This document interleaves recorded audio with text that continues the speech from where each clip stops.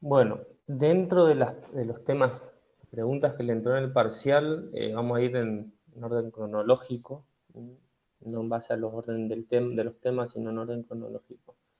El primer tema en orden cronológico que les tocó fue el tema 3. No sé si alguno de ustedes rindió con ese tema. La pregunta, la tengo anotada por acá, decía, a partir del siglo XIII, España modificó su técnica legislativa, iniciando un proceso de sistematización de sus leyes en distintos cuerpos normativos. Responda cómo se constituyó el derecho castellano hasta el siglo XIII y qué factores influyeron en la sanción de los nuevos cuerpos normativos y qué fin tuvo la sistematización del derecho castellano. Eso es lo que correspondería a lo que es la unidad 1.3 y punto 4. A ver, para empezar, ¿qué me podrían decir ustedes? ¿Qué pasó con este ordenamiento legal? Porque habla de las normas, cómo estaban de cierta forma organizadas las normas antes del siglo XIII, qué pasó después. Profe, a mí me tocó Sí, tema 1. El tema sí, 1 que tenía que hacer la cronología del 10, sí, del 10 ya de mayo. vamos a llegar, Paola, ya vamos a llegar a ese tema. Vamos a ir por los temas eh, en orden cronológico, por eso lo dije al principio. Ah, ¿Eh? bien, bien, sí. Vamos a ir de la unidad más baja, a ir subiendo y ya vamos a ir al tema que te tocó, pero es para más que nada no nos perdamos cronológicamente, Ay, claro, sí, sí. porque también Perfecto. puede ser que te tome este tema en el recuperatorio. Claro, sí, sí, no Por creo eso que me vamos a toque. tratar de ver los 6 temas que entraron en el parcial, vamos a tratar de dividir los 3 hoy y 3 la clase que viene. Ahora, otra consulta. Sí. ¿Podrías decirnos más o menos cómo quieren ellos que sea la redacción? Porque me parece a mi criterio, si uno quiere escribir, a ver, si lo haces muy extenso y lo haces con palabras que, o sea, yo tengo un léxico distinto, por ahí pueden ser que ellos piensan que yo saco directamente del libro, cuando no es así. Es mi forma de hablar, ¿ya? De expresarme. Y yo Uh-huh. hice una super reacción que me pusieron muy impreciso, demasiado. Entonces yo decía, el criterio que tienen, qué clase de texto le gusta que desarrollemos, Uh-huh. porque así le hago un texto más jurídico, no sé, qué clase, cómo lo hacemos, Sí, o si lo hacemos yo, con otras a ver, palabras queda como muy vulgar, o si lo hacemos, no sé, de otra forma más jurídica, piensan que no escribimos nosotros, no sé, me pareció a mí. sí, en cuanto a la redacción y el léxico y demás, que vi que tenían muchas dudas en el grupo, eh, en principal lo que hay que hacer es tratar de escribir, o sea, lo que uno aprendió, lo que uno ve y cómo a uno le sale, porque por ahí si alguien hace un copy y pega, el profesor se da cuenta. Me pasó, por ejemplo, en el autotest que hubo una pregunta de un alumno, que no me acuerdo quién, pero se nota cuando es algo de un copia y pegue por el léxico. Porque por ahí ni los mismos profesores al redactar un examen los redactan así. Pero igual, de todas formas, ustedes para sacarse esa duda tendrían que hablar con los quienes evalúan, en este caso el jefe de cátedra y su ayudante, pero yo entiendo que la mejor forma para ustedes para contestar es lo que a ustedes les salga y de la forma que ustedes escriben normalmente, justamente para demostrar que esto que no es un plagio, no es un copy-paste de algún texto y, y bueno, tratar de ser, no hace falta que se use terminología tan precisa, sino que se entienda por ahí lo que se escribe, no contradecirse y demás. Claro, sí, justamente yo le comenté al profesor que me corrigió porque le mandé un mensaje porque en el foro ni nada, nunca jamás me contestaron. Entonces yo qué hice, busqué el correo personal y se lo envié, a lo cual él me contesta diciéndome que vaya al foro. El foro nunca me permitieron ingresar directamente. Y segundo, no, ni en los webinars puedo entrar a participar. No sé por qué. Y tercero, entonces le pregunto, ¿cómo explíqueme cómo quiere que redacte? Así yo me pongo las pilas en lo que a usted le parece que yo hice mal y estudio mucho mejor para el parcial nuevamente. Y me quedó ahí, cric, nada, cero. Sí. Bueno, mi consejo en principio sería ese, que ustedes escriban lo que ustedes sin ayuda de un material para no evitar esto del copy-paste y que salga de su propia creación. Por ahí que uno lo escriba con sus propias palabras no significa que esté mal, siempre y cuando haya una coherencia en el texto, que no sea una contradicción, digamos, si me dicen una cosa y después en el texto subsiguiente retrotraen lo que dijeron antes. Por eso. Pero de todas formas, usted, digamos, a quien tendría que dirigir esa inquietud es a quienes le, digamos, llevan adelante la corrección de las evaluaciones. Creo que en el instrumento evaluativo, o sea, en el examen al principio les establecía cuáles eran los criterios. Que hablaba, creo, específicamente de no copiar ni pegar ni un texto, o sea, traten de evitar eso y, bueno, que sea de creación de ustedes en cuanto a la redacción. Bueno, vamos a tratar de avanzar con los temas del parcial porque no va a alcanzar el tiempo si no. Cualquier cosa, Paola, trata de contactarte mediante el foro. Sí, no, igual nunca me contestaron hace un mes, estoy esperando la contestación. Sí, sí. Sí, más que nada en cuanto a la redacción, yo lo que les aconsejo es que se centren en el contenido. Porque si bien uno puede escribir con sus palabras no tan técnicas ni jurídicas, alguien cuando lo lee se da cuenta que leyeron el tema, o que estudiaron o que profundizaron el tema. Por eso vamos a tratar de ver bien, o esta clase la que viene, profundizar estos temas de los que les tomó en el parcial, porque también son temas que ya los vimos, pero que pueden llegar a volver a entrar en el recuperatorio. Entonces, Esto es un tema porque acá me acaba de contestar y me dice que no existe ni una alumna con mi nombre y apellido, que él corrigió mi prueba. Y él está acá, Andrés Waschauer, el apellido. Y él me corrigió la evaluación, me dice que yo no existo en la universidad y yo existo y recién acabo de ver que me manda ese mensaje. O sea, no entiendo nada entonces. bueno, Paola, esa inquietud, lo que te recomiendo que hagas es que agarres y llames a la universidad y te contactes con ellos y le transmitas esta inquietud, porque ustedes también tienen que tener en cuenta que tienen la posibilidad de la revisión del examen si ustedes consideran que no están bien corregidos o que hubo un error. Si vos me decís que el profesor mismo te puso que no te corrigió y en tu examen figura que te corrigió, bueno, podrías llamar a la universidad, que es la que se va a encargar, y pueden llegar a revisar tu examen. Y sí, me parece coherencia en total, porque si está el nombre de él, que él me corrigió, él me dice que no me corrigió, entonces ¿en qué quedamos? Por eso, algo que directamente escapa de mis posibilidades, tendrías que llamar a la universidad, mostrar, digamos, llevar o enviar los mensajes que te ha enviado el profesor que te ha Oye, corregido esto voy a hacer y plantearlo. captura de todo y lo voy a enviar porque me parece una falta de respeto total hacia mi persona. Bueno, me parece bien. Eh, bueno, igual, de todas formas, vamos a seguir a tratar de continuar con el tema, los temas del parcial. Que también les va a servir para el recuperatorio.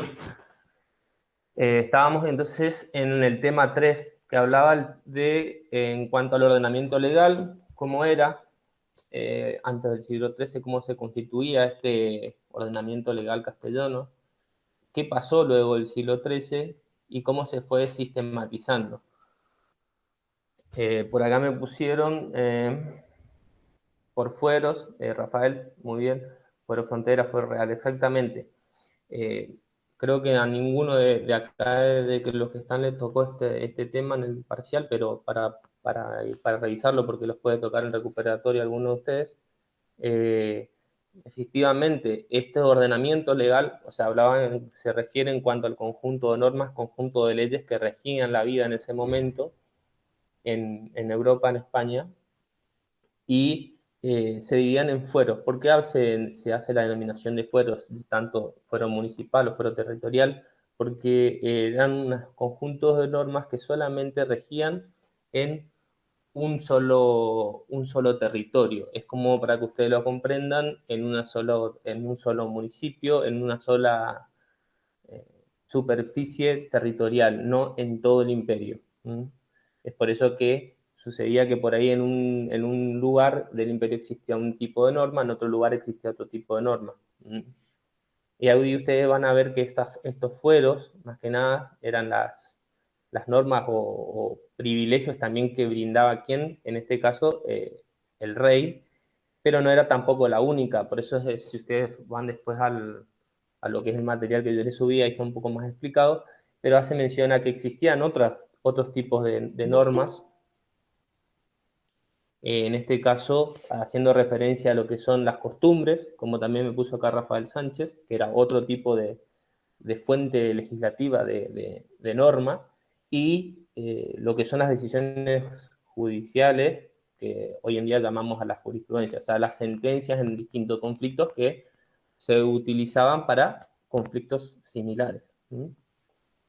Entonces, todos estos conjuntos de normas, los fueros territoriales, municipales, y las decisiones judiciales, las costumbres, eran la fuente legislativa en ese momento, o sea, las normas que se aplicaban para los conflictos o para cualquier cuestión de la vida cotidiana. ¿Mm? Esto luego del siglo XIII fue cambiando por el tema de que empezó a tomarse el sistema del método romanista, que ahora vamos a ver un poquito qué era el método romanista. Que más que nada era organizar las normas. Estas normas que decíamos que estaban dispersas, que se utilizaban solamente para determinados territorios y que eran distintas o podían ser distintas en distintos territorios, luego se buscó unificar y se buscó sistematizar o codificar estas normas para que se apliquen en todo el territorio del imperio por igual, pero tener un orden. A eso va la pregunta. Eh, bueno, antes de llegar a esta sistematización, lo que sí, por ahí como me puso Claudio, existía lo que era el fuero tipo, fuero frontera. Fuero tipo hacía mencionar que eran normas dentro del mismo imperio que se repetían. ¿Por qué? Porque eran aplicables como cierta forma, como modelo, por eso se llama tipo, y que se replicaban en los distintos municipios o en los distintos territorios. Y la frontera, más que nada, habla de las normas que se aplicaban exclusivamente en las zonas de la frontera, como lo dice el mismo nombre, del imperio. ¿Por qué? Porque buscaba más que nada, ahí van a ver ustedes que existía este pensamiento de política internacional, para que ustedes más o menos lo vean, donde se buscaban atraer a habitantes de otros imperios, atraer a pobladores o a población que esté en contacto límite con las fronteras del imperio. ¿Mm?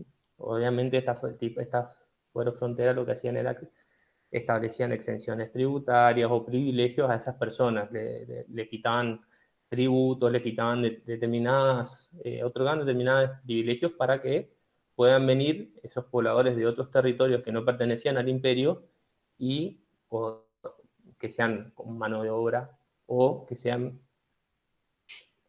parte integrante del imperio. ¿Mm?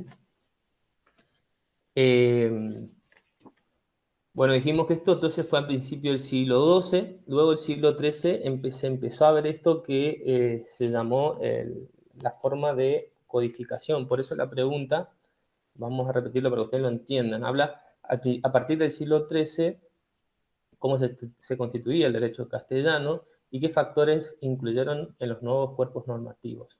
¿Qué fin tuvo la sistematización del derecho castellano? Es esto lo que estamos hablando cuando hacemos mención a sistematización. Es organización, porque dijimos en un principio anteriormente que estas normas, fueros y demás estaban dispersas y se aplicaban en determinado territorio. Ahora lo que se busca es hacer una organización. Sistematización es eso, organizar. ¿Mm? Entonces, con esta recepción del derecho romano, porque los romanos tenían ese sistema, que es el método romanista, se llama, es cuando ustedes agarran, por ejemplo, bueno, el Código Civil y habla de libros y títulos, o sea, está organizado de mayor a menor, es eso, lo que se buscó hacer con las normas. Bueno, las normas se van a aplicar en todo el territorio del imperio y ver cuál se aplica primero en caso de que esa norma no resuelva el conflicto que se está suscitando, que está pasando en ese momento, bueno, ¿qué otra norma se puede aplicar subsidiariamente? Y así sucesivamente. Entonces, es esto lo que se empieza a ver como sistema de codificación de las normas, juntar todas estas normas que estaban dispersas y dividirlas o acomodarlas por libros, títulos y leyes. Ahí van a ver también que luego se dictó lo que se llamó el ordenamiento de Alcalá. Justamente el ordenamiento de Alcalá lo que dice es ordenar estas normas, de donde se ve esta ordenación de estas normas dispersas, y ahí es donde se va a establecer cuál va a ser el orden de estas normas. Se llama ordenamiento de Alcalá porque se realizó en Alcalá de Henares en 1348, perdón, y lo que hacía era, donde se reunieron, ¿quién? Las cortes, ¿se acuerdan las cortes reales? Que eran los consejeros del rey, donde establecían, bueno, vamos a aplicar primero estas normas, en caso de que esta norma no resuelva el conflicto, se va a aplicar subsidiariamente, exactamente, establecen un orden de prelación, muy bien clave como estás poniendo. Entonces, es, de cierta forma, codificar, ordenar las leyes que estaban dispersas. Entonces, a esto va centrada la pregunta, cuando le habla de, bueno, ¿qué pasó con el orden de prelación en el siglo XIII? Bueno, primero tenía esta característica de ser dispersa, de ser distinta en ciertas partes del territorio, y luego se empieza a buscar una unificación, una codificación y establecer un orden de prelaciones. Entonces, en Alcalá de Henares, cuando se lleva adelante este ordenamiento de Alcalá, lo que se va a establecer primero es que el orden de prelación va a ser el siguiente. Primero se va a aplicar entonces las leyes que se van a sancionar ahí en Alcalá de Henares. Luego se va a aplicar lo que son, se va a aplicar los fueros, estos fueros que fuimos mencionando, el fuero real, que también habían mencionado por ahí anteriormente, que eran las normas que dictaba el rey. Luego se iba a dictar se iban a establecer las partidas, que también fue una habilitación para que el rey dicte determinadas normas. Dijimos en un principio que no era la única, pero sí era la principal fuente legislativa en ese momento, si bien existía lo que era la jurisprudencia y la costumbre. Y también, por último, en caso de que ninguna de estas normas, ni los fueros, ni las partidas solucionen el conflicto, que iba a quedar a la interpretación del rey para resolver el conflicto. Este ordenamiento Alcalá, que establece el orden de prelación, el orden de cómo se van a aplicar las normas en forma subsidiaria, subsistió hasta el 1505. Y ahí en 1505 nuevamente se reúnen, como en Alcalá de Henares, se reúnen nuevamente las Cortes y van a dictar nuevas normas. Eso es el dictado de nuevas normas, para que ustedes lo tengan en consideración. No significa eliminar o excluir las normas anteriores, sino lo que va a hacer es dictar nuevas normas que se van a aplicar de forma primera y luego las normas que se habían dictado anteriormente. Entonces, para que ustedes tengan en cuenta que no se elimina, por ejemplo, con las leyes de Toro que se van a dictar en 1505, lo del ordenamiento de Alcalá, sino se va a fijar en primer orden las leyes de Toro y subsidiariamente el ordenamiento de Alcalá. Hasta ahí más o menos vamos. ¿Se entiende? O sea, para que ustedes tengan una idea, lo que se va a establecer es estas normas que se van a dictar en Toro, en 1505, se van a aplicar en forma primera o se van a aplicar en forma primordial, y luego, en caso de que no esté codificado, no estén esas normas, la resolución de los casos, se van a aplicar subsidiariamente las normas anteriormente que mencionamos de Alcalá de Henares. Las leyes de Toro que se establecieron en el 1505, que fue realizada por el jurista López Palazzo Rubios. Vean el cuadro ¿se acuerdan que vimos de juristas y teólogos? Bueno, dentro de los juristas se encontraba Palazzo Rubios, quien fue que estableció estas normas. Más que nada lo que se establecía o lo que se fijaba o sobre lo que regulaba era sobre el tema de las sucesiones, el tema del derecho del derecho hereditario de las personas. ¿Cómo se iban a suceder las personas? Estas normas de ley de Toro fue muy importante, no solo para España, acuérdense que estamos hablando de las normas vigentes en la península, sino que también fue muy importante y relevante en las Indias. ¿Por qué? Porque estas leyes de Toro se iban a aplicar después del descubrimiento de América en Indias. Es más, esta ley de Toro va a seguir vigente hasta el 1875, en donde 1871, perdón, donde surgió el primer código civil, que es el que va a reemplazar luego para regular esta cuestión hereditaria. Y bueno, si ustedes ven las leyes, todas estas leyes que fueron publicadas en el 1505, hablaban, bueno, era un conjunto de leyes que más o menos hablaban de 83 leyes, un compilado de 83 leyes, donde iba a establecer justamente todas las cuestiones relacionadas a esto, al derecho hereditario. Cómo se iban a heredar los bienes, quién lo iba a heredar, en qué característica lo iba a heredar y demás. De cierta forma ordenó, por acá tengo un esquema, en cuanto a estas 83 leyes, las ordenó de la siguiente forma. En la primera ley se iba a establecer el orden de prelación que se va a aplicar en el caso, por ejemplo, si hay una muerte de una persona, a ver cómo se va a aplicar el derecho hereditario en esta primera ley. Va a establecer que lo que primero se va a aplicar son estas leyes de Toro en caso subsidiaria. Entonces no se responda con esta norma, cuando exista la resolución con esta norma, se va a aplicar lo que anteriormente veníamos diciendo de las leyes que se dictaron anteriormente, Alcalá de Henares. La segunda ley iba a hablar de mandar a estudiar a los jueces el derecho patrio. ¿Por qué iba a mandar a estudiar? Porque obviamente eran normas nuevas que se dictaron en esta ley de Toro, pero también porque se iba a aplicar no solamente en España, sino que había que mandar a estudiar para que se aplique en Indias.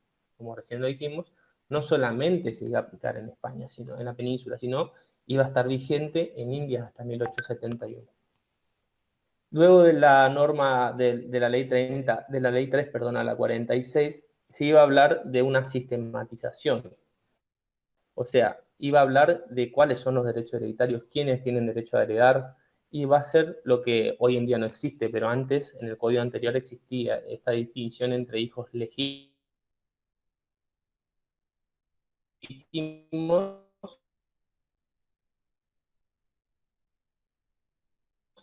e hijos ilegítimos. La diferencia,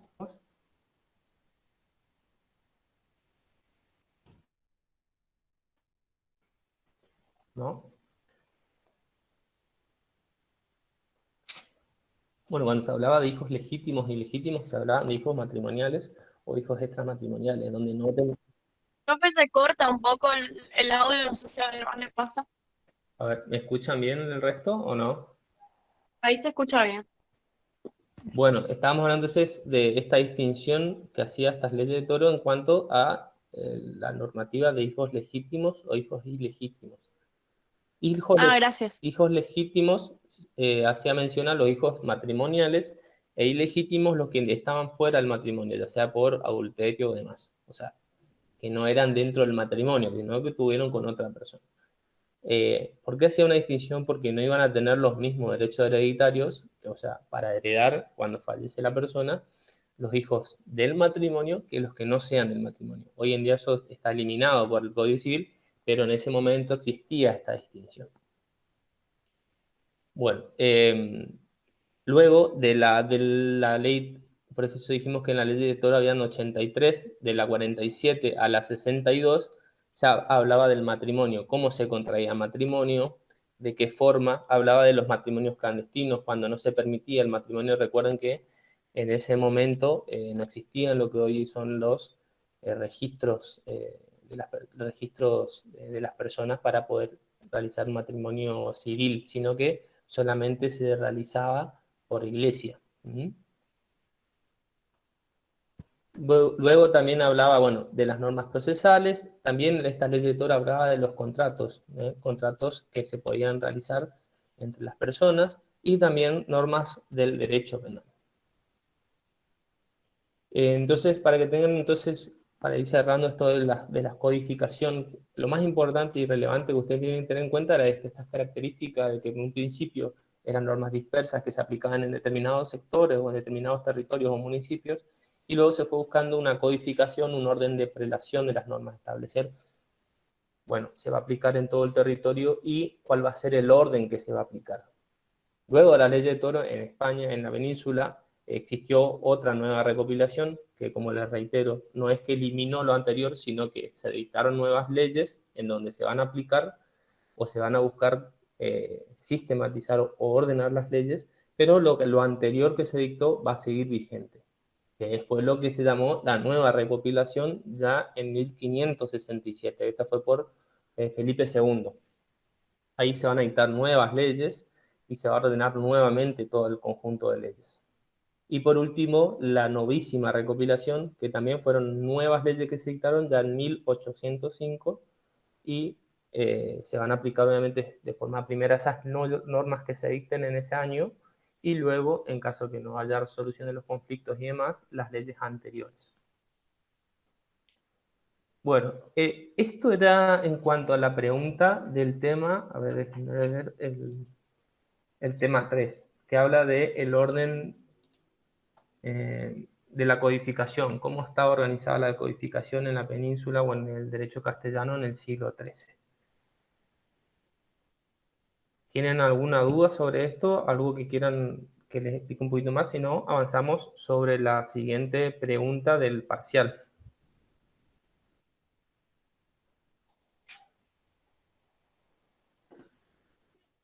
No, profe, creo, bueno, yo al menos no tengo dudas respecto de todas las preguntas del parcial.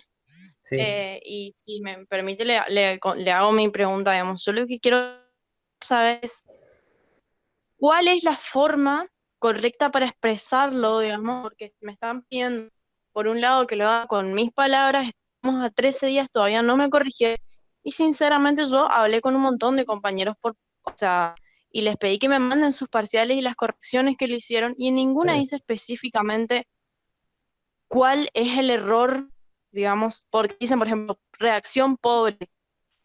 El nivel de palabras que usa, por ejemplo, en las reacciones me parece bastante elevado, por ejemplo, o no va al punto y sin embargo eh, está hablando todo el tiempo de eso y está dando fechas y referentes, como que para mí sí, fue, o sea, sin tener mi propia evolución, teniendo todo eso, es como que estaría bueno, sí, digamos sí, que, Dolores. por más que ya sé que usted no corrige, de Sí, decir cómo hacemos, mira, digamos, yo apenas puedo eh, escribir una carilla y media en el tiempo que me dieron.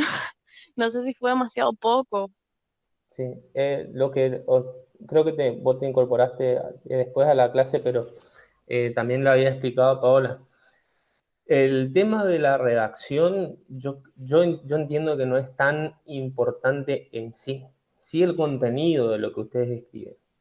Obviamente, en el mismo examen creo que les figuraba, porque ustedes subieron un modelo de examen en el grupo, les figuraba cuáles son los criterios que establece que no sea un copy y pegue. Por eso por ahí lo que le digo, tengan en cuenta y en consideración de no copiar y pegar textos de la bibliografía o de otras fuentes, porque uno cuando los lee como profesor, cuando corrige, se da cuenta que no es creación propia del alumno.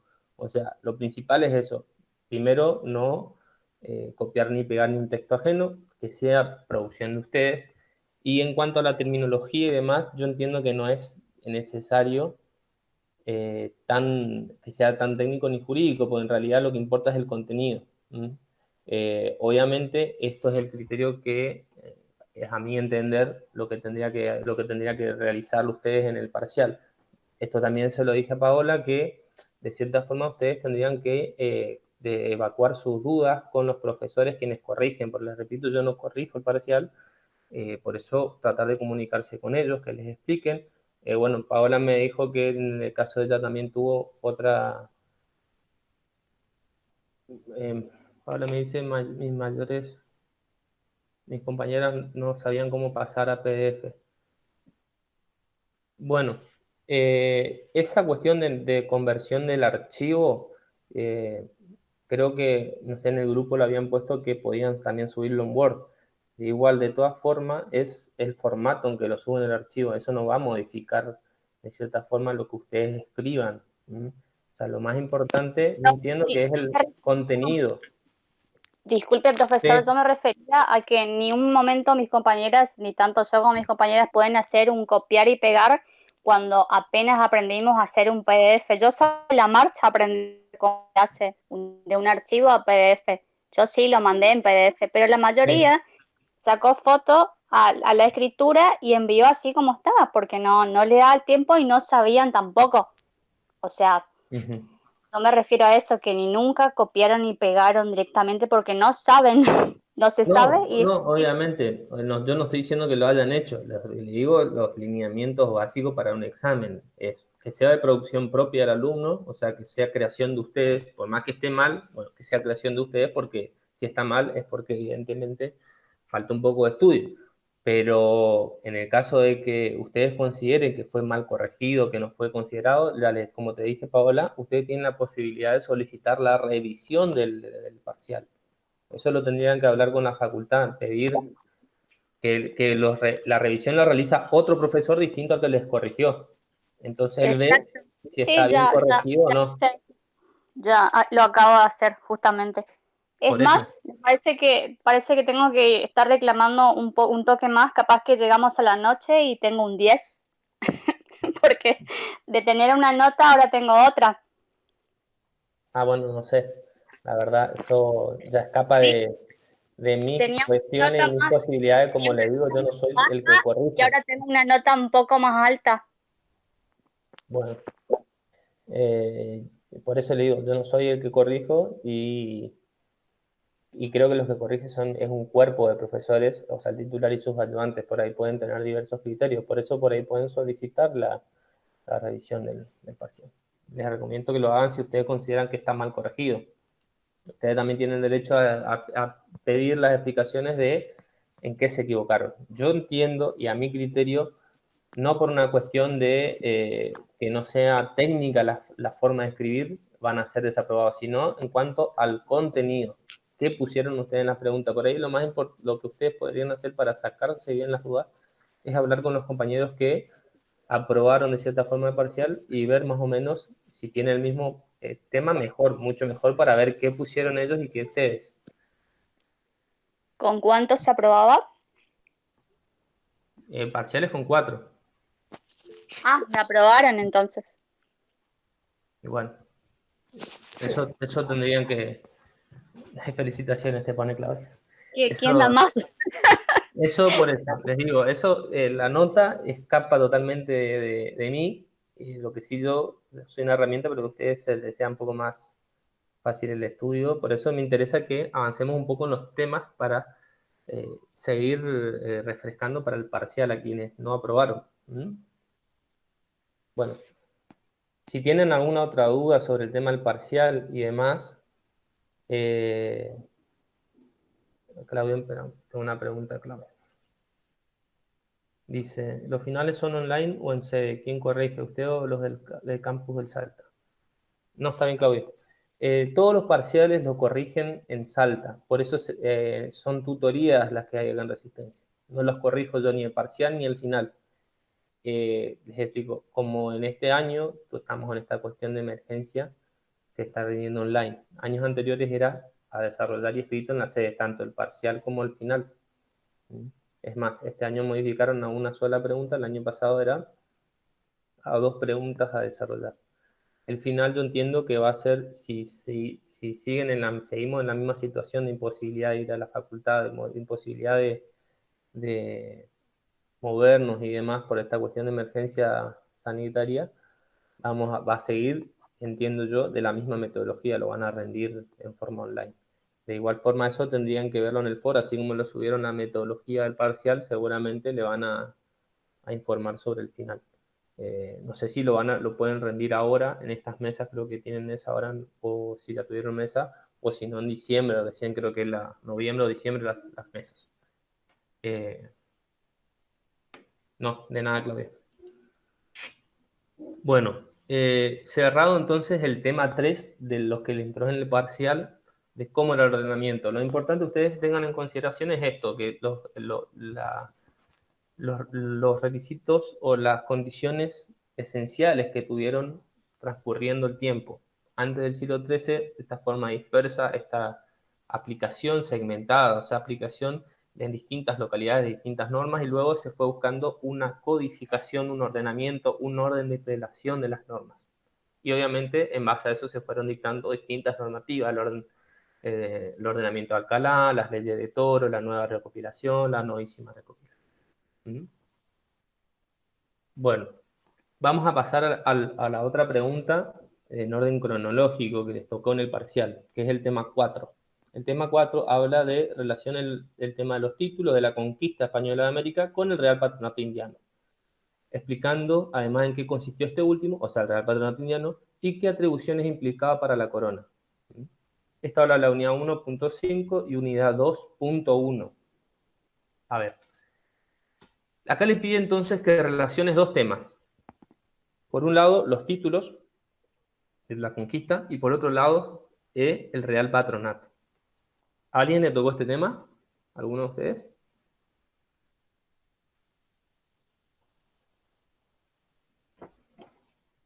No, a mí no. No. Bueno. ¿Qué Creo que a relación? Juli, pero no está, no está ahora ella. Bueno, ¿qué relación tiene entonces para ustedes los títulos de la conquista con el Real Patronato? Si me los pueden decir con sus palabras, igual lo vamos a ir viendo, pero me interesa ver, a ver qué me dicen ustedes, qué piensan ustedes, cuál es la relación, porque esa es la pregunta, que relacionen estas dos cuestiones y que expliquen el Real Patronato. ¿Qué eran los títulos de la conquista? ¿Se acuerdan? No son los fines son otra cuestión, recuérdense. Fines políticos,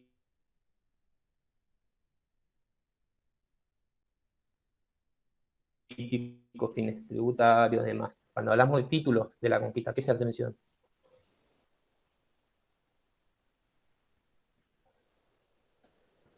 Exactamente, las donaciones papales. En sí, títulos hace mención a el título o el documento que habilitaba a las coronas a descubrir el territorio, ¿sí? O el derecho sobre esos territorios descubiertos. Por eso ustedes cuando van a lo que es sector de títulos, hace mención, por ejemplo, a títulos anteriores, porque no fue el primer territorio de descubrir América, sino, por ejemplo, hubo descubrimiento de islas que estaban alrededor de la península, como las Islas Canarias y demás, que se fueron dando títulos por la iglesia anterior a la conquista de América. Entonces, cuando hablamos de títulos, recuerden, hablamos de estos documentos que legitimaban la conquista, el descubrimiento y apropiarse de cierta forma de este territorio descubierto. Como lo dijimos en clases anteriores, se lo solicitaba a la iglesia, encabezada el Papa, porque justamente se entendía que el Papa era el rey o el dueño celestial de la tierra, y obviamente por debajo estaban los reyes que tenían su territorio limitado, pero el Papa dominaba el mundo. Por eso cuando hablamos de título de la conquista, se habla de estas donaciones papales, como decías, Rafael, y habla de estos títulos que otorgaba la Iglesia a la corona, en este caso sobre el descubrimiento de América, el territorio de Indias.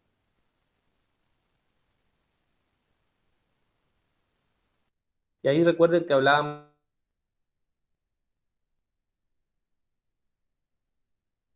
de distintos títulos, de limitación, de marcación, de amaba, le daban facultades a los reyes para elegir a los eclesiásticos. Rafael, creo que lo que vos me estás preguntando ya es sobre el Real Patronato, las facultades que tenían o que implicaban el Real Patronato. Ya vamos a explicar, ya vamos a avanzar en eso. Estamos hablando de los títulos de la conquista. Estos eran los títulos que facultaban a conquistar o a explorar y obtener derechos sobre esas tierras a descubrir. Claro. Obviamente, la función principal, como dice Claudio también, era evangelizar y expandir, digamos, de cierta forma, la predicación de la palabra, del cristianismo. Estas bulas en sí, las bulas intercaetera, la primera y la segunda, fueron para demarcar qué le correspondía a cada imperio. Recuérdense que no era el único castellano, sino también estaba, por ejemplo, Portugal. Que después, recuerden que esto se zanjó o se superó el problema de a ver qué le correspondía a cada corona con el acuerdo de Tordesillas que realizan estas dos coronas y establecen una línea meridional, una línea de polo a polo, vertical, si ustedes lo miran en el mapa, para, de cierta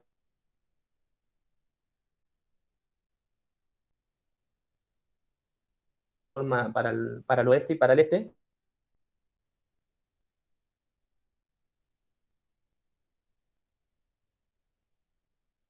correspondiendo a que pertenecía a la corona portuguesa, castellana o de Castilla, española. Entonces, cuando habla de títulos, por eso les hace que lo relacionen a los temas. La pregunta es, relacione los títulos de la conquista. Los títulos de la conquista entonces eran estos títulos, eran lo que otorgaba el Papa a los reyes la facultad para poder descubrir y apropiarse del territorio. Dentro de esto, recuérdense las bulas, Intercaetera 1 y 2, y después el conflicto que sucedió entre las coronas que se zanjó o se superó por el Tratado de Tordesillas. Pero lo hacen que los relacionen con el tema del Real Patronato. ¿Y qué es el Real Patronato Indiano? Ahí vamos a ver que el Real Patronato Indiano, como me puso Rafael, eran las facultades que otorgaba el rey en esos conquistadores que había otorgado anteriormente la facultad de descubrir, pero facultades que delegaba respecto a la iglesia. O sea, el mismo Papa en la misma iglesia delegaban esas, en la corona y en las quienes descubrían esos territorios, facultades que son respectivas o correspondientes a la iglesia. Eso era por una cuestión, o esa situación se daba por una cuestión que la iglesia no lo podía llevar adelante, porque no tenía los medios materiales, ni tampoco lo podía realizar, como por ejemplo, como por ahí me pusiste, facultades para elegir a los eclesiásticos, sí. ¿Qué pasaba? Una vez descubierto, por ejemplo, América, había que, si la función principal era expandir la evangelización, expandir la religión, había que, primero, crear iglesias. Segundo, ver qué se va a enseñar. Tercero, quiénes van a estar en las iglesias. Bueno, y así todas las cuestiones que hacen atinente a la religión.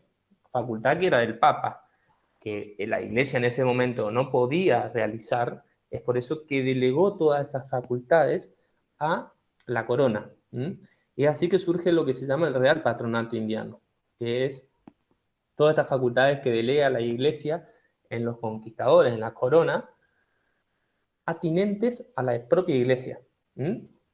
Y en sí, todas estas facultades lo que se dio a través de la bula de 1508, que se llama Universalis Ecclesiae. Si ustedes ven en el módulo, ahí les va a explicar un poco más de qué habla. Y ahí, esta bula lo que hace es establecer cuáles eran todas las facultades que tenía la corona, pero que correspondían a la iglesia, o que la iglesia delegó en la corona, sobre la propia religión. No, vamos a ver que no es todo lo que delegó, sí las facultades más materiales, que justamente era lo que no podía llevar adelante la corona. Dentro de todas esas facultades, como dijimos recién, por ejemplo, que se delegó la iglesia en la corona o en los conquistadores, era la cuestión de construcción de iglesias, de fundación de conventos, monasterios, bueno, todo las instituciones donde iba a funcionar la predicación de la palabra. Otra cuestión fue la presentación de las personas que iban a ocupar ese territorio. Por eso, como por ahí Rafael puso, facultades a los reyes para elegir. En realidad quienes elegían no eran los reyes, era el Papa, pero quien presentaban a los postulantes sí eran la corona. Entonces, elección y presentación de estas personas para que ocupen los obispados o arzobispados que iban a quedar registrados aquí en Indias. Luego también la misma corona iba a determinar cómo iba a estar ubicada territorialmente las diócesis y demás. Recuérdense que se iban a ubicar en distintos territorios. Disculpe, profesor. Sí. ¿Ese es de López Rosas o de Anzoátegui? Esto está más Anzoátegui.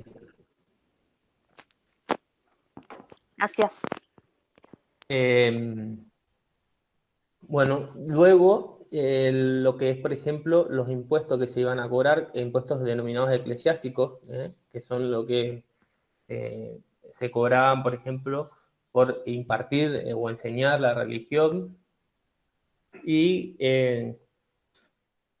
también tenían las facultades que se delegaban a los reyes, por ejemplo, de llevar o traer de Indias a la península ibérica todo lo que son los instrumentos para evangelizar, por ejemplo, los libros, las Biblias, todos los documentos mediante el cual se impartía la religión. Estas eran todas, entonces, para que ustedes lo tengan en consideración, todas cuestiones que delegó la iglesia en aquellos conquistadores en la corona, justamente para que pueda llevarse adelante este proceso de evangelización, este proceso de expansión de la religión. pero hubieron cuestiones que no se delegaron en este Real Patronato y que quedó atinente a la propia Iglesia, atinente al Papa. Por ejemplo, y lo más importante es la cuestión del dogma. O sea, ¿qué se va a enseñar? Eso no lo decidían los reyes, sino lo decidía el propio Papa. Sí, esta cuestión material que se vio reflejado en este Real Patronato, que fue de la construcción de los monasterios, de las iglesias, la proposición de los quienes van a ocupar los cargos y demás.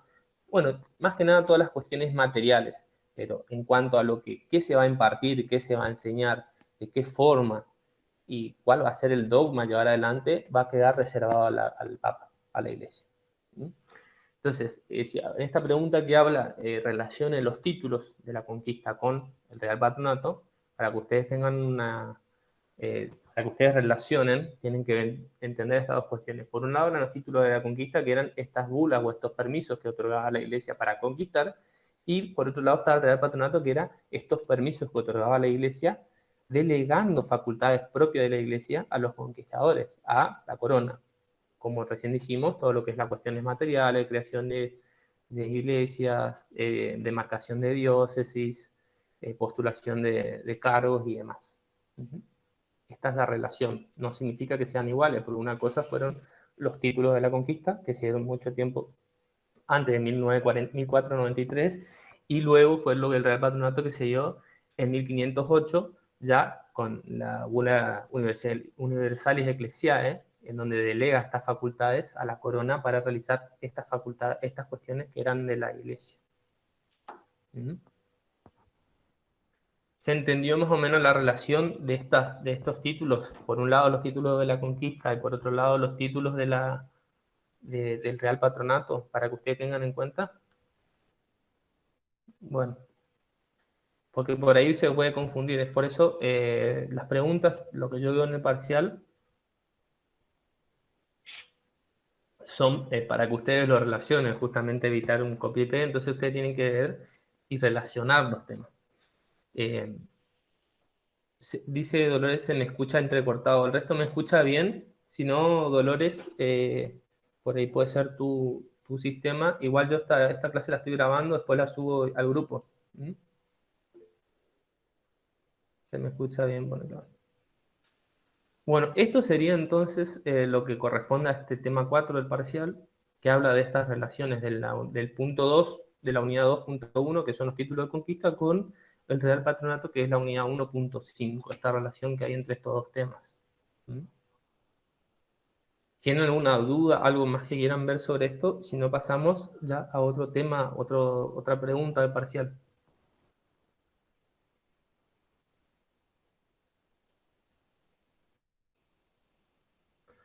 Y vamos a pasar al tema 1. Creo que varios rindieron con el tema 1. Sí, Paola. Bueno, entonces ahora vamos a pasar a lo que es el tema 1. Déjenme buscar la pregunta. El tema 1 habla de elaborar una explicación o síntesis del proceso histórico que va desde mayo de 1810 hasta diciembre de 1810. Tengan en cuenta los siguientes temas: artículo 10 del reglamento, circular 27, el reglamento de la Junta 28 de mayo, el decreto de supresión de honores. No hace falta desarrollar otros temas que los pedidos. O sea, vamos a partir de la base que acá en la misma pregunta dice que se ciñan o que se circunscriban a esos temas. No desarrollar otros temas de los pedidos, porque en realidad son varios temas juntos en una pregunta. Si usted les habla del periodo de mayo hasta diciembre de 1810, no va a hacer falta que ustedes desarrollen todo lo que son los antecedentes de la Revolución de Mayo. O sea, lo que son los antecedentes inmediatos, invasiones inglesas, todas esas cuestiones no hace falta que lo desarrollen. Es más, en el mismo examen, en la misma pregunta, le dice que no lo realizan. Entonces, circunscríbanse a lo que dice la pregunta. Si se figura de mayo de 1810, ¿por dónde tendrían que arrancar? ¿Qué les parece a ustedes? A quienes rindieron y aprobaron, creo que Claudio aprobó ese tema, o al que quiera contestar. ¿Por dónde arrancarían? Igualmente a mí me pusieron un 4, no sé si es aprobado o no eso. Me volvieron a cambiar la nota. Recién. Yo lo que puse, Sí. lo mío fue, hice exactamente lo que me pidieron, nada más. Que yo arranqué y puse, bueno, desde que habían caído las juntas, significó la caída de la autoridad de España, por lo que el nombramiento de Luis Rey Cisneros, y después ahí, eso fue Sí, la introducción nada más, y claro. después de ahí empecé a explayarme desde el 18 de mayo de 1810, Claro, si hablamos todo, entonces, por eso, si hablamos de desde mayo a diciembre de 1810, que es lo que habla la pregunta donde se circunscribe, sí, Claudio, vos me pusiste que Claudio me puso que hizo toda una introducción. Está bien, Claudio, pero vos bueno, podrían haber desarrollado los antecedentes que mencioné recién, antecedentes inmediatos, pero no va a ser a la pregunta, no va a corresponder a lo que es el objeto de la pregunta. Por eso, claro, lo exacto. que yo entiendo es que acá ustedes tendrían que empezar por la semana de mayo. Como decís, Es Paola, que, en cuanto a los primeros días de la semana de mayo, del 18 de mayo, donde empieza la notificación de sí, la caída de las juntas, que esta notificación de la caída de las juntas se dio días anteriores, ya el 13 de mayo en el puerto de Montevideo. exacto, sí, sí, eso, Toda todo esa eso, cuestión, desarrollar toda la semana de mayo, recuérdense que el sí, 19 sí, de mayo, el 19 de mayo se le va a exigir punto por punto, 18, 19 de mayo, el 21 de mayo, el bueno, 24, bueno, todo vamos, por vamos, punto, y después vamos puse a, de los que pedían especialmente, que era del reglamento y después de la supresión de honores. Eso, no hice demasiado, pero hice justamente lo que pidieron, nada más y nada sí, menos. No le agregué bueno, ni más ni bueno, menos. vamos a tratar de ir desarrollando los puntos y lo que más importante, la relación entre estos puntos, porque si ustedes ven hay distintos temas, pero lo que quieren acá es que realicen o hagan una relación. Ahora vamos a ver cuál es la relación. Temas, por ejemplo, que ya los vimos, el tema del reglamento del 28 con el decreto de supresión de honores, ¿cuál fue la relación? ¿Mm? Bueno, de la semana de mayo, recuerden, empiezan en cuanto a lo que es el 18 de mayo, el anoticiamiento de la caída de la Junta, donde se comienza, el 19 de mayo se solicita por Saavedra y Belgrano el tema, Profe, ¿sí?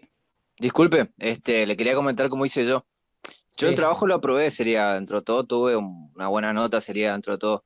Pero yo sí, le quería comentar que, bueno, el trabajo que me pedían eso, yo le hice toda una introducción y desarrollé todos los eventos, o sea, no puse antecedentes y nada de eso, sino puse una pequeña reseña, porque es mucho tiempo, de mayo hasta diciembre sería. exactamente, Y, ¿cómo se llama? Fue desarrollando todos los acontecimientos militares, políticos, económicos, algunas cositas con el tema de la doctrina, todo eso. sí, Y cuando me hacía desarrollar el reglamento del 28 de mayo, yo lo uní al reglamento con el decreto de supresión de honores, creo que es el exactamente, artículo 8. Eso más que nada hice exactamente, sería. Y el profesor me hizo, exactamente, no, está incompleto. Y yo me quedé pensando, tendría que haber desarrollado todo el reglamento, creo que son 10 artículos, sería donde se sí, discrimina, ¿cómo se sí. llama? ¿Dónde está perdón, dónde está cómo es la forma de gobierno, cómo va a ser la división de poder y toda esa cosa? Y ahí, bueno, me quedé medio frío, sería, pero es como yo lo hice, sería. Sí, Disculpe. no, no, no, está bien. La relación, ahora vamos a ver, vamos a tratar de ver un poquito la semana de mayo para refrescar un poco y vamos a ver la relación que hay entre el reglamento del 28 y el decreto de supresión de honores. Si bien el punto central está en lo que es el artículo 8 que vos bien mencionas del decreto, del reglamento, perdón, hay otros artículos también que tienen que ver. Por ejemplo, el tema de la cuestión del manejo militar, el tema que no es solamente la supresión de los honores, que vamos a ver de qué se trata esa supresión de honores, sino que hay varios artículos, obviamente que el 8 que se suprime, pero hay varios aspectos que se van a quitar con este decreto de supresión de honores. ¿Mm? Pero está bien como vos lo encaraste, porque en realidad esos dos temas están relacionados. Justamente el decreto de supresión de honores viene a eliminar algunas cuestiones que se habían sentado en ese reglamento. Gracias, profe. ¿Mm? Muchas gracias. No, no de nada. Entonces estamos hablando del... Sí, perdón, Paola. Sí, de los artículos 8 y 9 era, que Sí, se sí, prohibía totalmente a la gente sí, sí, los festejos y todas las ya filmaciones vamos a públicas. llegar ahí. Vamos a tratar les voy a explicar un poquito. Primero vamos a ir viendo lo que es la semana de mayo para que repaseen un poquito. Y ahora vamos a hacer bien lo que es la relación. Pues les voy a tratar de compartir los reglamentos para que veamos juntos. ¿M?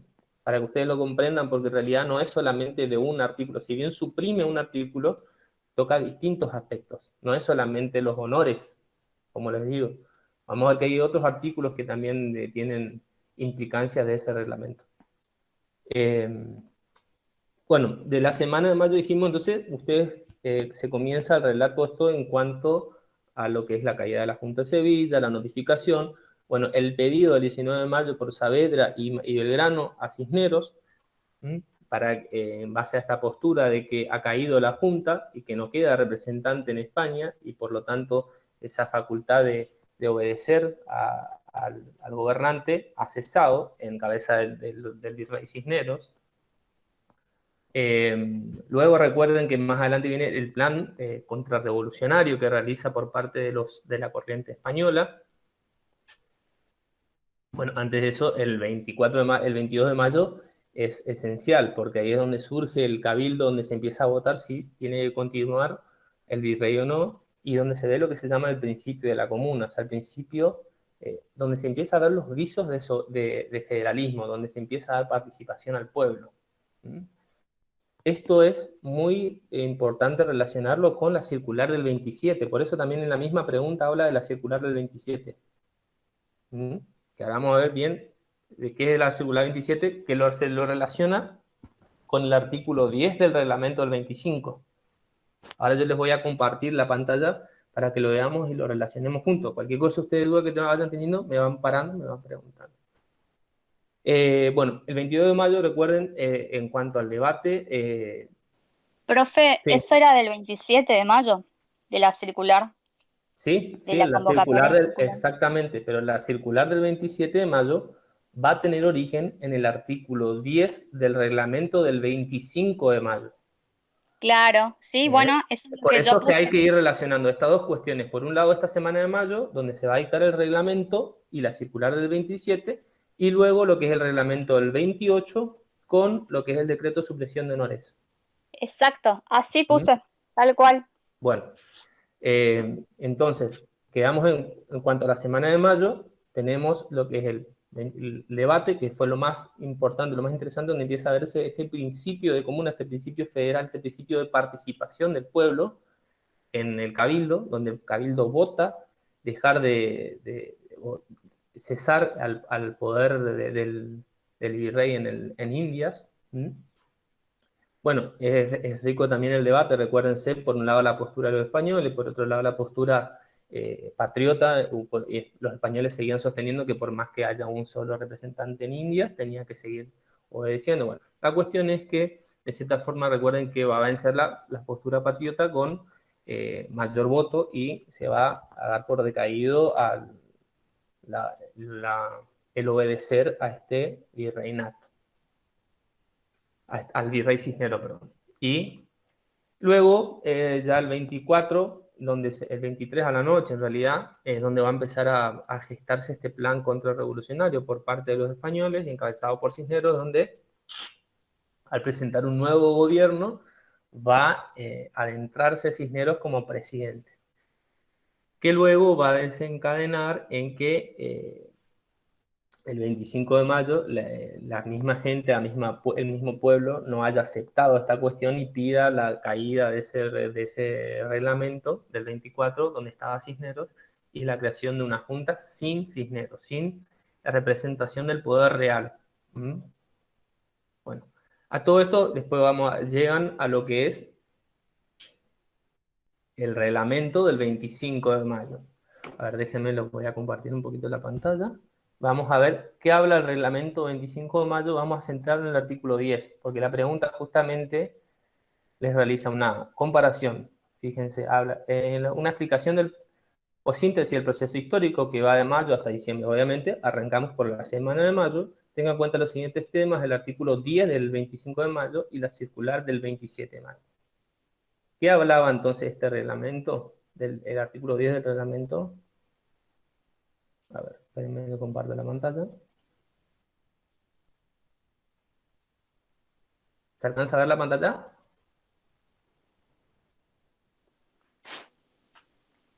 A ver. No. Ahí. ¿Se alcanza a ver? Ahora díganme por audio porque no veo el chat por eso. Y ahora se ve.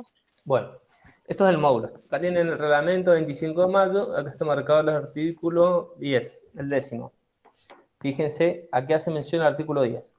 Los referidos señores, o sea, la Junta, de la Junta Grande, despachen sin pérdida de tiempo, o sea, lo más antes posible, órdenes circulares a los jefes del interior y además a quienes corresponde, encargándoles muy estrechamente y bajo responsabilidad que hagan los respectivos cabildos, los cabildos del interior, porque acuérdense que si bien las gestas se entró en Buenos Aires, existían en el interior distintos cabildos. Recuérdense que el cabildo era como un municipio. A lo que cada cabildo convoque por medio de sus esquelas la parte más sana y principal del vecindario, o sea, que elijan a los vecinos quien van a elegir sus representantes, para que formados en congreso de solo los que en aquella hubiesen sido llamados, elijan sus representantes. O sea que estas circulares notifican a los cabildos del interior para que los cabildos del interior elijan sus representantes y esos representantes de cada cabildo del interior vengan a la capital, como dice acá, hayan de reunirse a la mayor brevedad en esta capital para establecer la forma de gobierno que consideren más conveniente. Bueno, ¿qué hace mención entonces esto? Es el artículo 10 el que va a comienzo a la circular del 27. Es justamente donde se establece que el cabildo de la capital, de Buenos Aires, va a tener que mandar esta circular, que son notificaciones a los cabildos de las otras ciudades para que manden sus representantes y luego, una vez que vengan los representantes de las demás provincias, de los demás cabildos, elegir entre todos la forma de gobierno y demás. ¿Se entiende? Profesor, la página que estaba leyendo. ¿Cómo? El 99. 99 del módulo. 101, perdón. 99 empieza el reglamento del 25 y 101 es el artículo 10. Si ustedes van igual, de todas formas, por acá tengo para compartirles, cuando yo hablo, les mandé la bibliografía que hice, o el material que hice yo, cuando habla de la circular del 27, no sé si ahí se ve en la pantalla, cuando yo les mandé esto de la circular 27, ahí habla del artículo 10 del reglamento 25, porque justamente fue lo que dio origen a esta circular del 27. O sea, el artículo 10 del reglamento 25 de mayo fue lo que dice, bueno, hay que realizar las notificaciones a los municipios o a los cabildos del interior. Y en la circular de 27 es cuando se envía esta notificación al interior. Estas órdenes circulares, para que elijan sus representantes y vengan a Buenos Aires. ¿Qué va a pasar? Ahora, ya adentrándonos en la circular del 27. Justamente se envían estas circulares, estas notificaciones al interior, y acá se empieza a ver que este carácter que va a tener municipal del Cabildo de Buenos Aires no va a ser tan municipal, sino que va a pasar a tener un rango nacional, porque es donde se van a venir a receptar los representantes de los municipios o de todos los cabildos del interior. Obviamente, en ese proceso que va a pasar de la circular del 27 hasta, ¿por qué le habla hasta diciembre? Porque hasta diciembre, donde recién se incorporan estos representantes del Cabildo del Interior, van a pasar muchas cuestiones. Este conflicto que va a empezar a verse en lo que es entre Saavedra como presidente de la Junta Grande y Mariano Moreno. Entonces, por un lado, relacionen este artículo 10 del reglamento 25 con la circular del 27, en donde se van a enviar estas notificaciones, y la característica que va a tener este Cabildo de Buenos Aires, que va a pasar a ser de algo municipal, algo local, a tener un carácter nacional.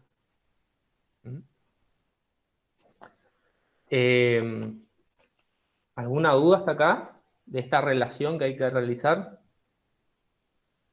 Si ustedes ven en el material que yo les envié, ahí habla también esta relación del artículo 10. No es duda. Tenemos claro todo lo que pasó. El tema acá es la redacción. Cómo nosotros redactamos, porque nosotros tenemos una forma de redactar, una forma que nosotros nos expresamos, y la cátedra, ellos se manejan con otro criterio. Eso es lo que pasa. Usted explica excelente, re bien, se súper entiende. Hacemos tal cual, así como usted nos enseña, pero perfecto. 10 deberíamos sacarnos, pero ellos tienen otra forma y otro criterio que, no sé, todavía no entiendo. Bueno, por eso tendrían que hablar eso reitero, perdón que sea reiterativo, pero eso tendrían que hablarlo con quienes corrigen. Si es problema de la redacción, yo entiendo que la redacción no tendría por qué ser un problema.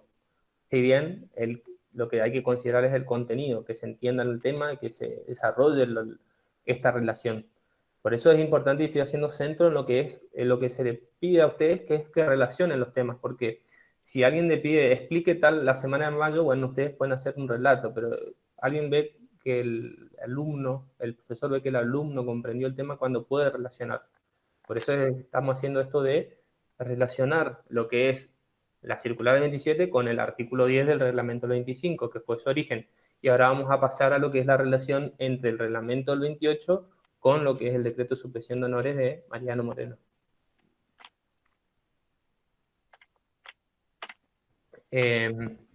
Bueno, en esta circular del 27, entonces lo primordial es esto de despachar la circular al interior, y van a ver que desde que se envía esta circular hasta que vienen los representantes de los cabildos del interior, va a pasar mucho tiempo, justamente hasta diciembre, por eso la pregunta va hasta diciembre del 1810.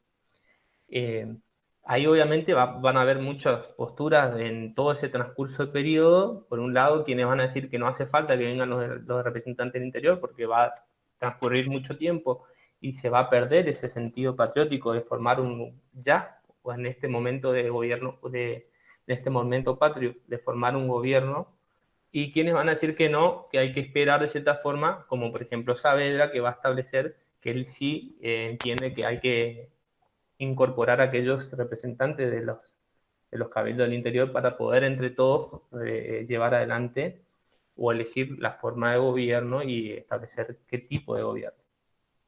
Es ahí que se van a centrar más que nada estas dos posturas. Por un lado, Saavedra, que va a centrarse en esta postura de decir, bueno, hay que esperar a estos representantes de las provincias, de los municipios, de los cabildos del interior.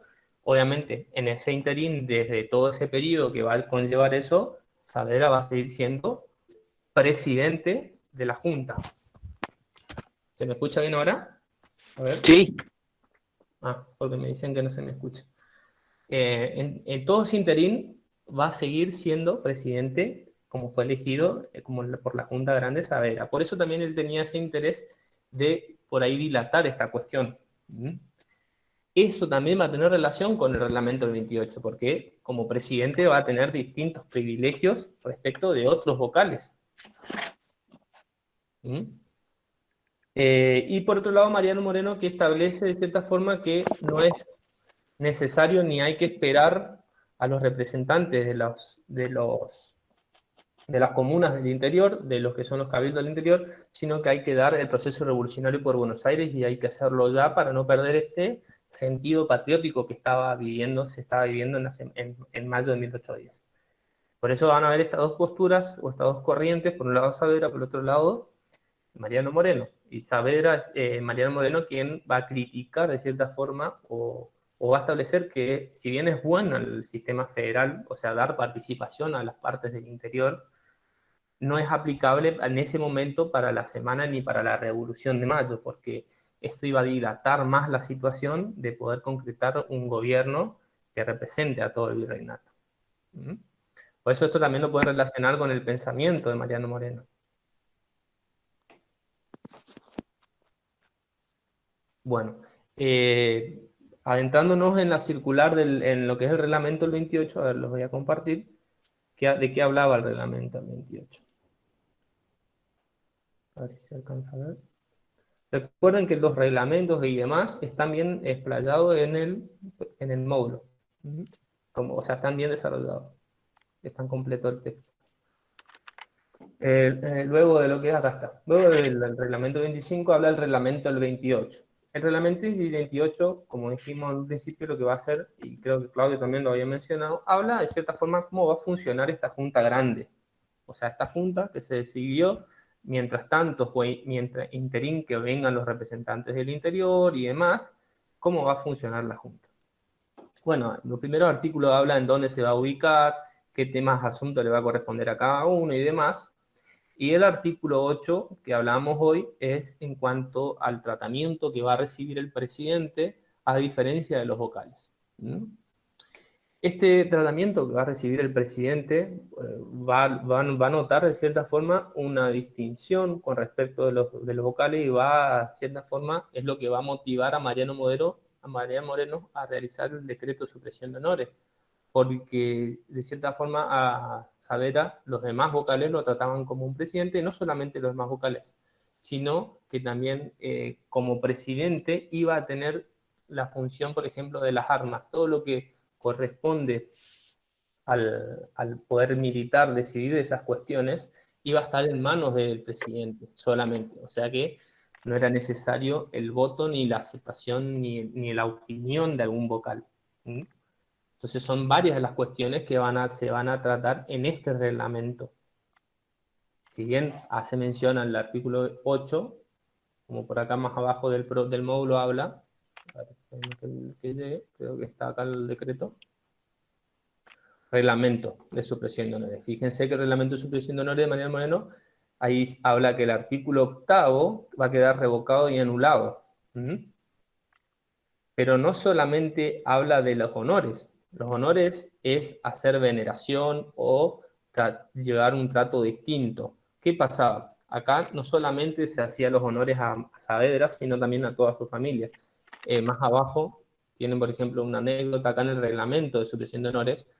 ¿Qué fue lo que motivó a Mariano Moreno a dictar este reglamento? En donde en una cierta reunión de la Junta Grande, a Mariano Moreno por llegar tarde no lo dejan ingresar a esa junta, y él ve como esta decisión arbitraria de Saavedra de poder expulsar o no permitir el ingreso de un vocal, porque Mariano Moreno era un vocal de la junta, y que los demás vocales lo veneren de cierta forma como el representante o el sucesor del virrey en Indias o en América.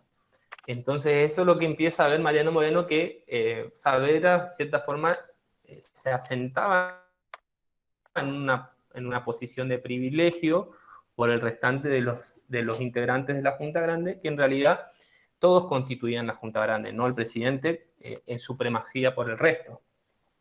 Es por eso que Mariano Moreno va a dictar lo que es el reglamento de supresión de honores, y ahí, como primer medida, dijimos que va a suprimir el artículo 8 en cuanto a lo que es los honores que iba a tener el presidente. O sea, ahora además el presidente va a ser igual que un vocal.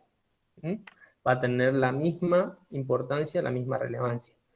Pero también, aparte de esto de los honores, que es venerar o de otorgar privilegios, y también muy importante es que se le va a quitar, ¿qué cosa? El manejo de la función militar. El manejo de poder decidir las cuestiones bélicas del territorio americano, de las Américas. Por eso es que no es solamente el artículo 8, sino que va a tener otras implicancias este decreto de supresión de honores. Ahora ya este manejo militar no va a quedar solamente en manos del presidente, sino en manos de toda la Junta. Bueno, esto más o menos es la relación entonces para que ustedes tengan en cuenta de lo que es ese tema, era el tema 1. El tema 1, que habla de, por un lado, la relación que se realiza en la semana de mayo entre, por acá tengo una pregunta, bueno, el artículo 10 de la circular del 27, la circular del 27 de mayo, el artículo 10 del reglamento del 25, recuerden que fue el origen, lo que dio origen a la circular del 27, y por otro lado, el reglamento de la Junta, que es lo que hablábamos recién, el 28 de mayo, con el decreto de supresión de honores.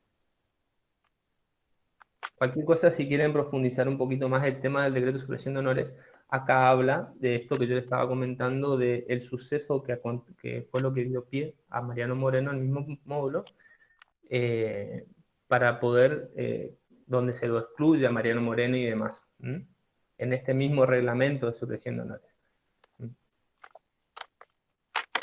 Que está todo en el módulo. Bueno, hasta aquí más o menos desarrollamos 3 de las 6 preguntas, y la clase que viene vamos a tratar de desarrollar los temas que faltan. Vamos a ir en un orden cronológico, por eso fuimos de la unidad 1, 2 y 6, la clase que viene vamos a ir de la 6, bueno, los antecedentes, el acuerdo de San Nicolás y demás. ¿Algo que quieran preguntarme o una duda que les haya quedado?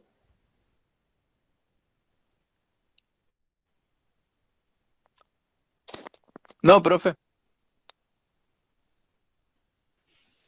Yo aprobé por lo menos, o sea, Sí. o Sí, sí, sea, no más que nada por ahí alguien o que todavía no tiene la nota, porque les va a servir repasar, o alguien que haya reprobado. Paola me dijo recién que le modificaron la nota, creo que la aprobaron, pero eh, por ahí si tienen alguna duda, Profesor, también el no sé video grabado le va a qué, servir a quienes no pudieron asistir a la clase, así que, ¿cómo? no sé qué realmente tengo que hacer ahora porque yo de vuelta me he preparado para rendir porque quiero sacarme un 10, no un 4 o un 5. Bueno, tampoco tan así, pero por lo menos siempre estudié para sacarme una buena nota. Pero bueno, no sé, veremos. Yo no sé si tengo que volver a rendir otra vez. Igual mis compañeras sacaron algunas menos y algunas un poco más que eso, pero no sé si te han aprobado con eso. No tengo la menor Eh, idea. Voy a empezar a consultar otra vez. el sí, 4 te Si alguien... aprueba. Paola, el 4 te aprueba. Igual te digo, sacar un 10 en historia es algo excepcionalísimo. Ya te lo digo, por En mi... la plataforma pusieron algunos 10, profe. Sí, sí, sí, sí, sí. No lo dudo que haya, pero que no es lo corriente. Por eso en un principio cuando Bueno, le no, dije que traten de forma de... dedicarle más tiempo a la materia porque es una materia difícil, una materia larga y no es fácil, digamos, de cierta forma, aprobar y mucho menos sacar un 10. En base a la metodología de corrección del parcial, que puede ser No, sí, criticable, todo lo que estamos. ustedes Yo quieran, simplemente a que esté correcto. Sí. perfecto. De igual Claro, forma, creo que... Sí, perdón, yo claro. le decía profesor más que nada porque cuando uno dice que hay que hacerlo con sus propias palabras, es como una ponencia personal lo que uno hace. Y en base al proceso de aprendizaje cognitivo y todo eso, bueno, pone lo que uno aprendió sería en el texto sería, y después, bueno, quedará a criterio del docente si realmente se supo, o sea, el alumno sabe que, Exactamente. o aprendió sería. Yo por lo menos aprobé sería, pero me hubiera gustado haber sacado una nota más porque desarrollé mucho el tema, pero no Sí, fue así, pero está bien, yo no tengo nada sí. para No, reprochar y nada por el estilo. por eso en el sentido de lo que es el criterio de evaluación, escapa de mis posibilidades porque, les repito, Ujú, yo no lo corrijo. ujú, Como vos lo decís muy bien, cuando es el proceso de aprendizaje, el profesor lo que evalúa es lo que por ahí ha internalizado o lo que ha podido comprender del tema el alumno.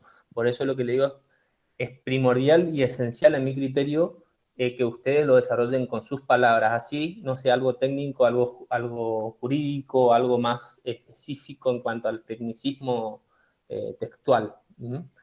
Es importante que sea un desarrollo propio de ustedes. Y después ustedes tienen la posibilidad, en caso de que ustedes estén inconformes con la nota, de poder pedir la revisión del examen. Justamente por eso es que hay un cuerpo docente evaluador, que no es un solo profesor el que evalúa, sino que son varios, el titular de cátedra con sus ayudantes. O sea, ustedes pueden pedir la revisión, como creo que lo hizo Paola, me parece que comentó hace un ratito, y le modificaron la nota.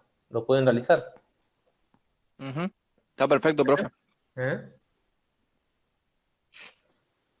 Bueno, dejamos por acá y nos vemos el miércoles que viene. Vamos a tratar de saludar los otros 3 temas que quedan para el recuperatorio. Bárbaro, buenas tardes. Vamos a tratar de ver todos estos temas, entonces por ahí le va a servir a quienes no aprobaron o quienes todavía no tienen la nota y le va a venir encima el recuperatorio. Bueno, hasta luego, saludos. Hasta luego, profesor. Tenga buenas tardes.